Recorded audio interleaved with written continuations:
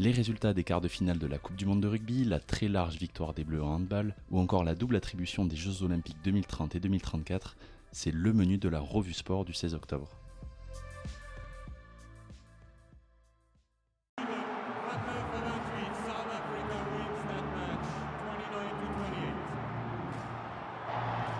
C'est la fin du rêve pour le 15 de France. À l'issue d'un match spectaculaire ce dimanche au Stade de France, les Bleus se sont inclinés sur la plus petite des marges 28-29 face à l'Afrique du Sud en quart de finale de la Coupe du Monde 2023.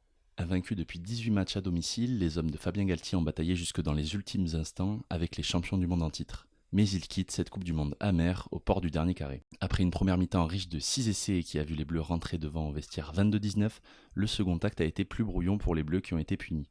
Cueillis à froid par un quatrième essai sud-africain signé Edzebet à la 67e minute, les Bleus vont ensuite voir les Springboks passer devant grâce à une pénalité d'André Pollard et ne parviendront à recoller qu'à un petit point. Un scénario bien frustrant.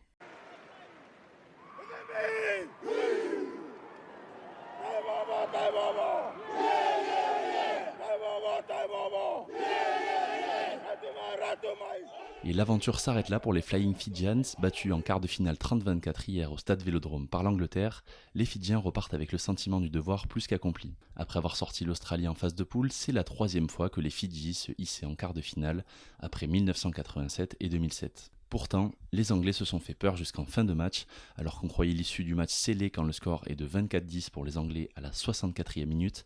Les Fidji ont offert une fin de match extraordinaire.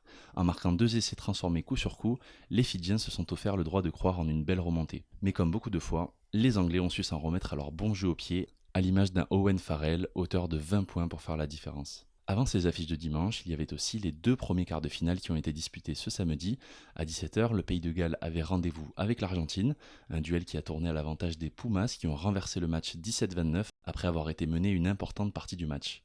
Et à 21h, c'était un choc attendu qui a eu lieu entre Irlandais et Néo-Zélandais, dans un match où 2 mastodontes du rugby se sont rendus coup pour coup, et avec une impressionnante dernière offensive irlandaise de plus de 30 phases, ce sont finalement les All Blacks qui ont obtenu le sésame des demi-finales.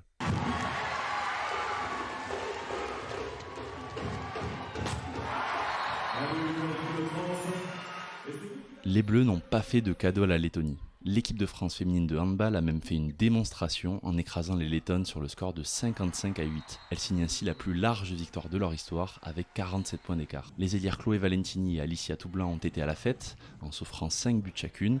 Et surtout quel match de la gardienne Laura Gloser. La portière du CSM Bucarest a effectué 90% d'arrêts pour encaisser un seul petit but en première mi-temps avant de céder sa place à Camille Depuisé pour le second acte. Avec ce succès, les Bleus signent leur deuxième victoire en 2 matchs dans ces qualifications à l'Euro 2024. Et c'est une information qui a été officialisée lors de la 141e session du Comité international olympique à Mumbai. Le principe d'une double attribution simultanée des Jeux olympiques 2030 et 2034 a été approuvé. Les raisons évoquées par ce choix sont d'offrir de la sécurité au mouvement olympique en des temps économiques incertains et de s'assurer que les autres seront climatiquement fiables jusqu'en 2034, comme l'a expliqué le président de la commission du futur hôte, Karl Strauss. Ce dernier paramètre évoqué est loin d'être anodin.